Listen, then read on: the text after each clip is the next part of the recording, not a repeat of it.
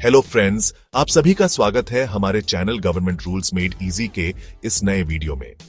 आज हम बात करेंगे यूनिफाइड पेंशन स्कीम यानी यूपीएस के बारे में, जिसे गैजेट नोटिफिकेशन में 24 जनवरी 2025 को फाइनेंस मिनिस्ट्री ने नोटिफाई किया है। यह स्कीम नेशनल पेंशन सिस्टम यानी एनपीएस के तहत एक ऑप्शनल फीचर के रूप में लाई गई है और सेंट्रल गवर्नमेंट एम्प्लॉइज को फाइनेंशियल स्टेबिलिटी के साथ एक अश्योर्ड पेंशन पे आउट प्रदान करती है। तो चलिए बिना किसी देरी के शुरू करते हैं और समझते हैं इस स्कीम की सारी डिटेल्स एक ही वीडियो में। यूनिफाइड पेंशन स्कीम का इंट्रोडक्शन। मिनिस्ट्री ऑफ फाइनेंस ने 24 जनवरी 2025 को गजेट नोटिफिकेशन में यूनिफाइड पेंशन स्कीम यानी यूपीएस को नोटिफाई किया। यह स्कीम उन सेंट्रल गवर्नमेंट एम्प्लॉइज के लिए है जो पहले ही एनपीएस के तहत कवर हैं, पर अब नई स्कीम यानी यूपीएस को चूज करना चाहते हैं।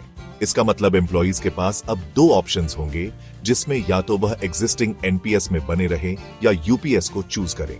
यूनिफाइड पेंशन स्कीम 1 अप्रैल 2025 से इफेक्टिव होगी। यह डेट यूनिफाइड पेंशन स्कीम का ऑफिशियल कमेंसमेंट होगा और यह स्कीम सभी एलिजिबल एम्प्लॉइज और रिटायरीज के लिए लागू होगी। यूनिफाइड पेंशन स्कीम के तहत अश्योर्ड पे आउट के लिए एलिजिबिलिटी। अश्योर्ड पे आउट एक गारंटीड पेंशन पेमेंट है जो कुछ खास कंडीशंस के तहत एम्प्लॉइज को मिलता है। इसमें फर्स्ट कंडीशन यह है कि अगर किसी एम्प्लॉई ने कम से कम 10 साल की क्वालिफाइंग सर्विस पूरी कर ली है और वह रिटायर होते हैं तो उनको सुपर एन्युएशन डेट से अश्योर्ड पे आउट मिलना शुरू हो जाएगा। इसमें सेकंड कंडीशन यह है कि अगर किसी एम्प्लॉई ने 25 साल की मिनिमम सर्विस के बाद वॉलंटरी रिटायरमेंट यानी वीआरएस लिया है तो वह अश्योर्ड पे आउट के लिए एलिजिबल होते हैं।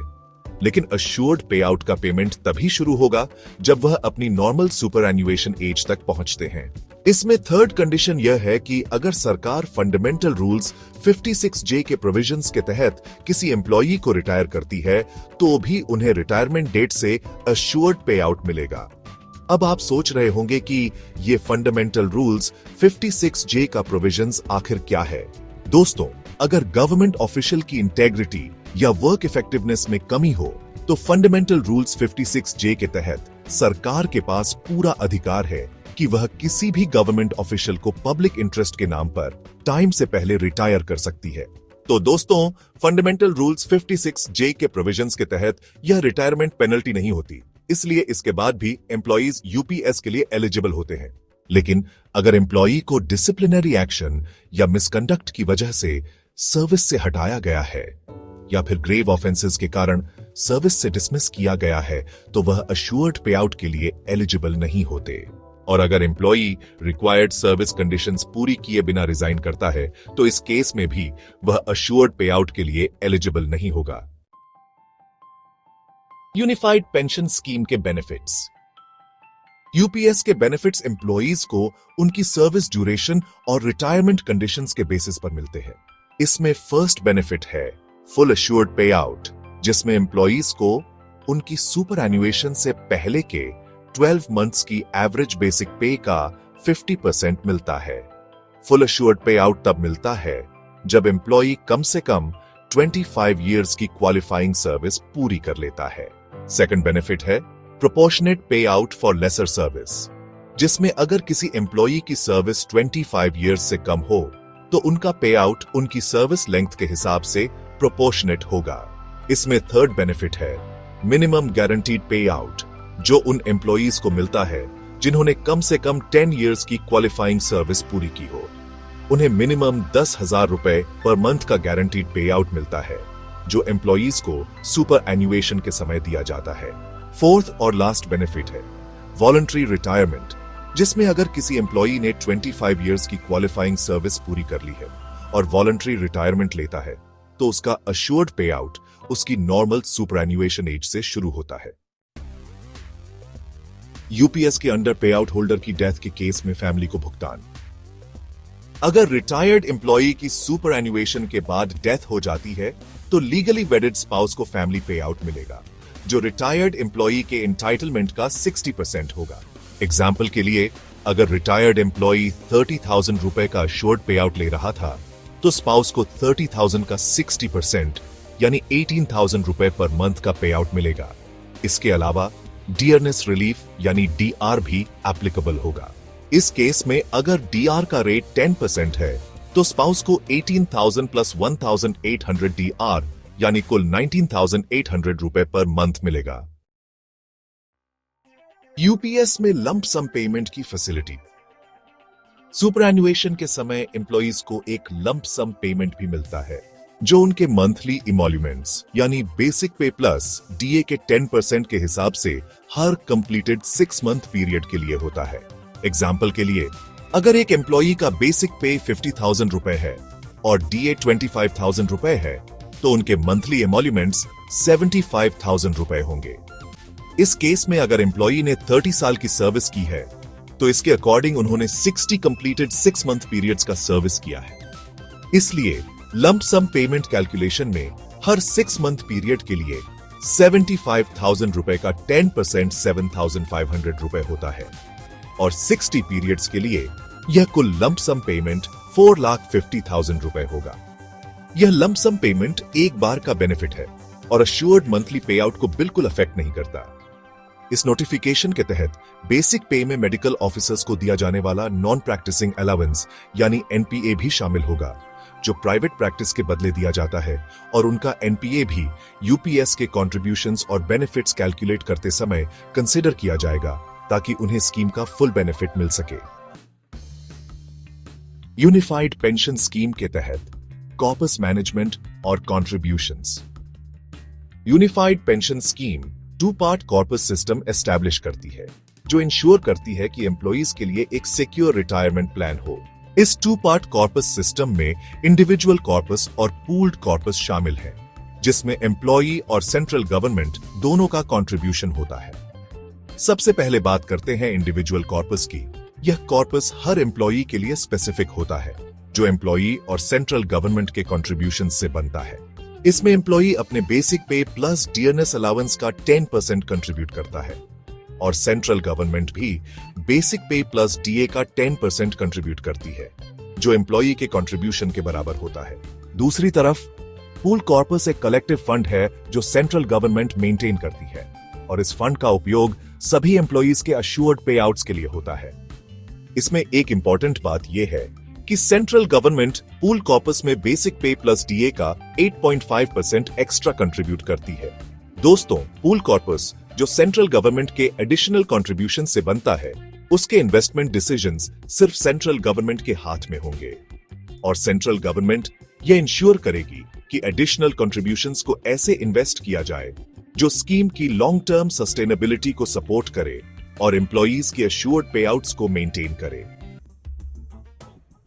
यूपीएस स्टार्ट होने की डेट से पहले रिटायर होने वाले एम्प्लॉइज के लिए मैकेनिज्म। जो एम्प्लॉइज यूपीएस के स्टार्ट होने की डेट से पहले रिटायर हो चुके हैं और अब यूनिफाइड पेंशन स्कीम को ऑप्ट करना चाहते हैं उनके लिए pension fund regulatory and development authority यानी पीएफआरडीए एक मैकेनिज्म डिसाइड करेगी जिसमें रिटायर्ड एम्प्लॉइज के लिए एक टॉप अप अमाउंट अवेलेबल कराया जाएगा और पीएफआरडीए इस प्रोसेस को आउटलाइन करेगी ताकि पेंशन बेनिफिट्स में फेयरनेस और इक्वालिटी इंश्योर हो। एग्जिस्टिंग और फ्यूचर सेंट्रल गवर्नमेंट एम्प्लॉइज के लिए ऑप्शन। जो central government employees unified pension scheme के शुरू होने के दिन नेशनल पेंशन सिस्टम में हैं, उनके पास 2 ऑप्शन है। इसमें फर्स्ट ऑप्शन है यूनिफाइड पेंशन स्कीम को एनपीएस के अंडर ऑप्ट करना और सेकंड ऑप्शन है बिना यूपीएस ऑप्ट किए एनपीएस में कंटिन्यू करना। अगर एक एम्प्लॉई यूपीएस ऑप्ट करता है तो इसका मतलब है कि वह स्कीम के सारे रूल्स और कंडीशंस को ऑटोमेटिकली एक्सेप्ट करता है। ध्यान रखें कि यह एक इरेवोकेबल डिसीजन है जो एक बार लिया गया तो इसे वापस बदला नहीं जा सकता, यानी एम्प्लॉइज यूपीएस ऑप्ट करने के बाद अपने पहले वाले चॉइस पर कभी वापस नहीं जा सकते। एनपीएस कॉर्पस का यूपीएस में ट्रांसफर। जो एम्प्लॉइज एनपीएस में हैं और यूपीएस लागू होने की डेट पर सर्विस में हैं, अगर वे यूपीएस चुनते हैं तो उनका NPS corpus automatically unified pension scheme के इंडिविजुअल कॉर्पस में ट्रांसफर हो जाएगा। इस मैकेनिज्म से यह इंश्योर होता है कि एम्प्लॉइज के एग्जिस्टिंग रिटायरमेंट सेविंग्स सेफ रहे और यूनिफाइड पेंशन स्कीम के साथ अलाइन हो जाएं, लेकिन यह डिसीजन इरिवर्सिबल है, इसलिए एम्प्लॉइज को स्कीम के कंडीशंस और इम्प्लीकेशंस को समझना जरूरी है। यूपीएस ऑप्ट करने वाले एम्प्लॉइज के लिए बेंचमार्क कॉर्पस वैल्यू। जो एम्प्लॉइज एनपीएस में हैं और यूपीएस ऑप्ट करते हैं, उनके लिए एक बेंचमार्क कॉर्पस वैल्यू कैलकुलेट किया जाएगा। यह एक रेफरेंस वैल्यू होगी जो एम्प्लॉई और गवर्नमेंट के टोटल कॉन्ट्रीब्यूशंस का आइडियल एस्टिमेट दिखाएगी। इसकी कैलकुलेशन पीएफआरडीए के गाइडलाइंस के अकॉर्डिंग होगी। दोस्तों, बेंचमार्क कॉर्पस को कैलकुलेट करते समय कुछ असम्पशंस शामिल होते हैं, जिसमें फर्स्ट असम्पशंस है रेगुलर कॉन्ट्रीब्यूशंस का असम्पशन। इसमें यह अस्यूम किया जाता है कि एम्प्लॉई और गवर्नमेंट ने हर महीने पूरे क्वालिफाइंग सर्विस पीरियड में बेसिक पे प्लस डीए का 10% रेगुलर और टाइमली जमा किया है। सेकंड असम्पशंस है मिसिंग कॉन्ट्रीब्यूशंस। अगर अनपेड लीव, सर्विस इंटरप्शंस या एडमिनिस्ट्रेटिव एरर्स की वजह से कुछ पीरियड्स के लिए कॉन्ट्रीब्यूशंस मिसिंग हैं, तो पीएफआरडीए इन गैप्स को फेयर और रीजनेबल वैल्यू देकर पूरा करेगा, ताकि बेंचमार्क कॉर्पस का कैलकुलेशन एक्यूरेट और फेयर हो। यह कंप्यूटेशन अस्यूम करता है कि सभी कॉन्ट्रीब्यूशंस को पीएफआरडीए के डिफॉल्ट पैटर्न के अकॉर्डिंग इन्वेस्ट किया गया है। यह एनपीएस का स्टैंडर्ड इन्वेस्टमेंट एलोकेशन होता है, जिसमें इक्विटी, डेट और गवर्नमेंट सिक्योरिटीज का बैलेंस होता है, ताकि ऑप्टिमल रिटर्न्स मिल सकें और रिस्क मिनिमाइज हो सके। इंडिविजुअल कॉर्पस और बेंचमार्क कॉर्पस का पीरियोडिक कम्युनिकेशन। जो employees unified pension scheme opt करते हैं और अपने इंडिविजुअल कॉर्पस के लिए स्पेसिफिक इन्वेस्टमेंट ऑप्शन सिलेक्ट करते हैं, उन्हें उनके कॉर्पस की वैल्यू या यूनिट्स पीरियोडिक बेसिस पर बताई जाएंगी, जिससे उन्हें अपने इन्वेस्टमेंट्स की करंट स्टेटस और रिटर्न्स की जानकारी मिलती रहे। इसके साथ एम्प्लॉइज को बेंचमार्क कॉर्पस की वैल्यू या यूनिट्स का भी अपडेट मिलेगा। दोस्तों, इंडिविजुअल कॉर्पस एम्प्लॉई के एक्चुअल कॉन्ट्रीब्यूशंस को रिफ्लेक्ट करता है और बेंचमार्क कॉर्पस आइडियलाइज्ड ग्रोथ को शो करता है। गवर्नमेंट एम्प्लॉइज इंडिविजुअल कॉर्पस और बेंचमार्क कॉर्पस की वैल्यूज को कंपेयर करके देख सकते हैं कि उनका सिलेक्ट किया हुआ इन्वेस्टमेंट प्लान कैसा परफॉर्म कर रहा है, और वे अपनी फाइनेंशियल प्लानिंग के लिए इन्फॉर्म्ड डिसीजंस ले सकते हैं। रिटायरमेंट या सुपर एन्युएशन द्वारा क्वालिफाइंग सर्विस का निर्धारण। जब कोई एम्प्लॉई सुपर एन्युएशन या रिटायरमेंट पर जाता है, तो एम्प्लॉई जहां काम कर रहा होता है, वहां का हेड ऑफ ऑफिस उस एम्प्लॉई की क्वालिफाइंग सर्विस का डिटर्मिनेशन करेगा। दोस्तों, क्वालिफाइंग सर्विस यूपीएस के बेनिफिट्स को कैलकुलेट करने में एक क्रिटिकल फैक्टर है, क्योंकि यह फुल अश्योर्ड पे आउट या प्रोपोर्शनेट पे आउट पर डायरेक्टली इंपैक्ट डालता है। इसलिए हेड ऑफ ऑफिस की रिस्पॉन्सिबिलिटी है कि वह एम्प्लॉई के टोटल सर्विस ड्यूरेशन को एक्यूरेटली वेरीफाई और सर्टिफाई करे। क्वालिफाइंग सर्विस का डिटर्मिनेशन करते टाइम सभी क्वालिफाइंग सर्विस पीरियड्स, जैसे रेगुलर सर्विस और वे पीरियड्स जिनमें अप्रोप्रिएट कॉन्ट्रीब्यूशंस किए गए हैं, एक्यूरेटली रिकॉर्ड किए जाते हैं। इस प्रोसेस से इंश्योर होता है कि यूपीएस बेनिफिट्स एम्प्लॉई की सर्विस हिस्ट्री और कॉन्ट्रीब्यूशंस के साथ अलाइन हो और फाइनल पे आउट कैलकुलेशन में कोई भी एरर्स या डिस्क्रिपेंसीज न हो। सुपर एन्युएशन या रिटायरमेंट पर इंडिविजुअल कॉर्पस का पूल कॉर्पस में ट्रांसफर। यूनिफाइड पेंशन स्कीम के अंडर सुपर एन्युएशन या रिटायरमेंट के समय एम्प्लॉई को अपने इंडिविजुअल कॉर्पस से पूल कॉर्पस में वैल्यू या यूनिट्स ट्रांसफर करने के लिए ऑथराइज करना होता है। इसमें जो अमाउंट ट्रांसफर किया जाएगा वह बेंचमार्क कॉर्पस की वैल्यू या यूनिट्स के बराबर होना चाहिए। लेकिन इंडिविजुअल कॉर्पस और बेंचमार्क कॉर्पस में वेरिएशन भी हो सकता है, जिसके रिगार्डिंग कुछ सिनारियोस को समझना होगा। सबसे पहले बात करते हैं फर्स्ट सिनारियो की, जिसमें इंडिविजुअल कॉर्पस बेंचमार्क कॉर्पस के बराबर हो तो क्या होगा। दोस्तों, अगर एम्प्लॉई का इंडिविजुअल कॉर्पस बेंचमार्क कॉर्पस के बराबर है तो ट्रांसफर बिल्कुल स्ट्रेट फॉरवर्ड होगा और कंप्लीट बेंचमार्क कॉर्पस का वैल्यू पूल कॉर्पस में ट्रांसफर हो जाएगा, जिससे एम्प्लॉई के लिए फुल अश्योर्ड पे आउट ऑथराइज हो जाएगा। अब बात करते हैं सेकंड सिनारियो की, जिसमें इंडिविजुअल कॉर्पस बेंचमार्क कॉर्पस से कम हो तो क्या होगा। अगर इंडिविजुअल कॉर्पस की वैल्यू बेंचमार्क कॉर्पस से कम है तो एम्प्लॉई के पास दो ऑप्शंस होते हैं। फर्स्ट ऑप्शन में एम्प्लॉई एडिशनल कॉन्ट्रीब्यूशंस अरेंज कर सकते हैं ताकि शॉर्टफॉल कवर हो सके और बेंचमार्क कॉर्पस वैल्यू के बराबर हो सके। और सेकंड ऑप्शन में अगर एम्प्लॉई एडिशनल कॉन्ट्रीब्यूशंस अरेंज नहीं कर पाते तो जो अमाउंट उनके इंडिविजुअल कॉर्पस में है वही पूल कॉर्पस में ट्रांसफर होगा। लेकिन ध्यान रहे, इस केस में एम्प्लॉई फुल अश्योर्ड पे आउट के लिए एलिजिबल नहीं होगा। इस सिचुएशन में पे आउट को ट्रांसफर्ड अमाउंट के प्रोपोर्शनेट कैलकुलेट और ऑथोराइज किया जाएगा। ये इंश्योर करता है कि एम्प्लॉइज को उनके कॉन्ट्रीब्यूशंस के हिसाब से बेनिफिट्स मिले और सिस्टम में फेयरनेस बनी रहे। अब बात करते हैं थर्ड सिनारियो की, जिसमें इंडिविजुअल कॉर्पस बेंचमार्क कॉर्पस से ज्यादा हो तो क्या होगा। अगर इंडिविजुअल कॉर्पस का वैल्यू बेंचमार्क कॉर्पस से ज्यादा है तो एम्प्लॉई बेंचमार्क कॉर्पस वैल्यू के बराबर अमाउंट को पूल कॉर्पस में ट्रांसफर करने के लिए ऑथराइज करेंगे और जो एक्सेस वैल्यू इंडिविजुअल कॉर्पस में रहेगी वो एम्प्लॉई को वापस क्रेडिट किया जाएगा। इससे ये इंश्योर होता है कि जो एडिशनल ग्रोथ एम्प्लॉई ने अपने इन्वेस्टमेंट चॉइसेस के थ्रू अचीव की है, एज अ बेनिफिट वो एम्प्लॉई के पास रहे। पोस्ट रिटायरमेंट क्लेम्स पर रिस्ट्रिक्शन। जो एम्प्लॉइज नेशनल पेंशन सिस्टम के अंडर यूनिफाइड पेंशन स्कीम का ऑप्शन चूज करते हैं, उन्हें यूपीएस के स्टिपुलेशंस और कंडीशंस के अंडर बाउंड किया जाएगा और वो रिटायरमेंट के बाद कोई एडिशनल फाइनेंशियल या पॉलिसी रिलेटेड बेनिफिट्स क्लेम नहीं कर सकते।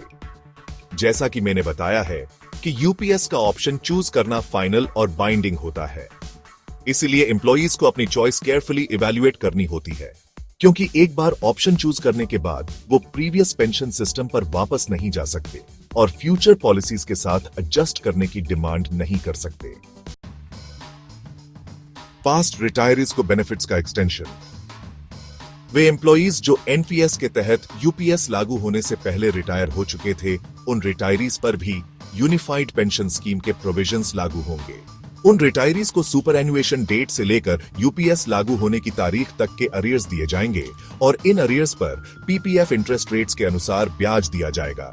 पीएफआरडीए पास्ट रिटायरीज के लिए monthly top up amount calculate करेगा, जिसमें ऑलरेडी रिसीव्ड विथड्रॉल्स और एन्युइटीज को एडजस्ट किया जाएगा ताकि डबल पेमेंट न हो और पास्ट पे आउट्स को यूपीएस के अश्योर्ड बेनिफिट्स के अकॉर्डिंग लाया जा सके।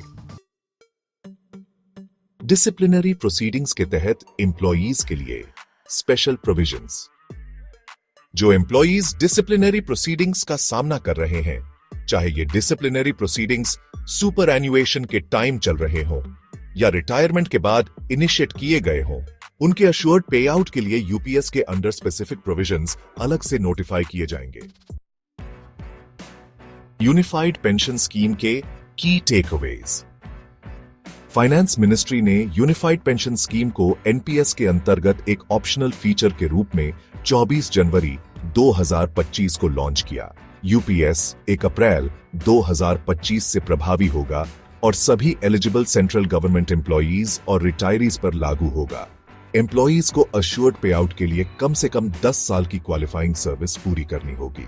सुपर एनुएशन FR 56J के तहत फोर्स्ड रिटायरमेंट या 25 साल सर्विस कंप्लीट होने के बाद वॉलंटरी रिटायरमेंट लेने वाले एम्प्लॉइज अश्योर्ड पे आउट के लिए एलिजिबल होंगे। मिसकंडक्ट की वजह से डिसमिस किए गए एम्प्लॉइज या जो बिना सर्विस कंडीशंस पूरी किए वॉलंटरली रिजाइन करते हैं, वे अश्योर्ड पे आउट के लिए एलिजिबल नहीं होंगे। 25 या उससे ज्यादा साल की सर्विस वाले एम्प्लॉइज को पिछले 12 महीने के एवरेज बेसिक पे का 50% अश्योर्ड पे आउट मिलेगा। 25 साल से कम सर्विस वाले एम्प्लॉइज का पे आउट उनकी सर्विस लेंथ के हिसाब से प्रोपोर्शनेट होगा। कम से कम 10 साल की सर्विस वाले एम्प्लॉइज को 10,000 रुपए पर मंथ का मिनिमम गारंटीड पे आउट मिलेगा। यदि रिटायर्ड एम्प्लॉई की डेथ हो जाती है तो उनकी लीगली वेडेड स्पाउस को अश्योर्ड पे आउट का 60% मिलेगा। साथ ही एप्लीकेबल डियरनेस रिलीफ भी दिया जाएगा। डियरनेस रिलीफ का कैलकुलेशन डियरनेस अलाउंस की तरह होगा, जिसे इन्फ्लेशन के हिसाब से एडजस्ट किया जाएगा। सुपर एन्युएशन के समय एम्प्लॉइज को एक लंप सम पेमेंट मिलेगा जो उनके मंथली एमोल्यूमेंट्स बेसिक पे प्लस डीए के 10% के हिसाब से हर कंप्लीटेड 6 मंथ सर्विस पीरियड के लिए होगा। लंप सम पेमेंट का अश्योर्ड मंथली पे आउट पर कोई असर नहीं पड़ेगा। एम्प्लॉइज अपने बेसिक पे प्लस डीए का 10% यूपीएस कॉर्पस में कंट्रीब्यूट करेंगे। सेंट्रल गवर्नमेंट भी बेसिक पे प्लस डीए का 10% कंट्रीब्यूट करेगी और इसके अलावा 8.5% एक्स्ट्रा पूल्ड कॉर्पस में डालेगी। जो एम्प्लॉइज अभी एनपीएस के अंतर्गत हैं, उन्हें एनपीएस में कंटिन्यू करना होगा या इरिवोकेबली यूपीएस ऑप्ट करना होगा। यूपीएस ऑप्ट करने वाले एम्प्लॉइज का accumulated NPS corpus automatically UPS corpus में ट्रांसफर हो जाएगा। पीएफआरडीए एक बेंचमार्क कॉर्पस डिफाइन करेगी ताकि कॉन्ट्रीब्यूशंस और पेआउट्स में फेयरनेस बनी रहे। एम्प्लॉयज को उनके इंडिविजुअल कॉर्पस और बेंचमार्क कॉर्पस की पीरियोडिक अपडेट्स दी जाएंगी ताकि फंड मैनेजमेंट में ट्रांसपेरेंसी बनी रहे। यूपीएस फंड्स का इन्वेस्टमेंट पीएफआरडीए गाइडलाइंस के अनुसार होगा ताकि रिस्क मिनिमाइज हो और ऑप्टिमल रिटर्न्स मिले। रिटायरमेंट के समय एम्प्लॉयज को अपना इंडिविजुअल कॉर्पस पूल्ड कॉर्पस में ट्रांसफर करना होगा ताकि अश्योर्ड पे आउट एक्टिवेट हो सके। यदि इंडिविजुअल कॉर्पस इनसफिशिएंट है तो पेंशन अमाउंट अवेलेबल कॉर्पस के प्रोपोर्शनेट होगा, लेकिन फुल अश्योर्ड पे आउट नहीं मिलेगा। एक बार यूपीएस ऑप्ट करने के बाद डिसीजन फाइनल होगा और इसे रिवर्स नहीं किया जा सकता। 1 अप्रैल 2025 से पहले रिटायर होने वाले एम्प्लॉयज को अरियर्स मिल सकते हैं जो public provident fund interest rates के अनुसार कैलकुलेट होंगे। जो एम्प्लॉयज रिटायरमेंट के समय या उसके बाद डिसिप्लिनरी प्रोसीडिंग्स का सामना कर रहे हैं उन पर यूपीएस के स्पेसिफिक प्रोविजंस लागू होंगे। जो एनपीएस के अंतर्गत रिटायर हो चुके हैं वे पीएफआरडीए के फ्रेमवर्क के अनुसार यूपीएस बेनिफिट्स के लिए एलिजिबल हो सकते हैं। पास्ट विथड्रॉल्स और एन्युइटीज का एडजस्टमेंट फाइनल पे आउट कैलकुलेशन में शामिल किया जाएगा। यूपीएस ऑप्ट करने वाले एम्प्लॉयज रिटायरमेंट के बाद किसी भी एडिशनल फाइनेंशियल या पॉलिसी रिलेटेड बेनिफिट्स क्लेम नहीं कर सकते। यूपीएस और एनपीएस के बीच अपनी चॉइस ध्यान से करें ताकि उनके लॉन्ग टर्म पेंशन बेनिफिट्स पर सही प्रभाव पड़े। तो दोस्तों, यह थी यूनिफाइड पेंशन स्कीम की पूरी डिटेल, एलिजिबिलिटी, बेनिफिट्स और इंपॉर्टेंट फीचर्स। आशा है कि इस वीडियो से आपको यूपीएस के बारे में सारी जरूरी जानकारी मिली हो। अगर आप सेंट्रल गवर्नमेंट एम्प्लॉई हैं तो इस स्कीम को समझना और अपने लिए सही डिसीजन लेना काफी जरूरी है। आपको ये वीडियो कैसा लगा कमेंट करके हमें जरूर बताएं। अगर आपके पास कोई क्वेश्चंस या डाउट्स हैं तो उन्हें भी कमेंट्स में लिखें। हम कोशिश करेंगे कि सभी क्वेरीज का जवाब दिया जा सके। ऐसे ही यूजफुल और इंफॉर्मेटिव कंटेंट के लिए हमारे channel government rules made easy को सब्सक्राइब करना ना भूलें। साथ ही बेल आइकॉन को प्रेस करें ताकि आपको हमारे लेटेस्ट वीडियोस की नोटिफिकेशन तुरंत मिल जाए। मिलते हैं अगले वीडियो में एक और नई और इंफॉर्मेटिव टॉपिक के साथ। तब तक के लिए अपना ध्यान रखें और समझदारी के साथ अपने फाइनेंशियल डिसीजंस लें। Thank you for watching government rules made easy.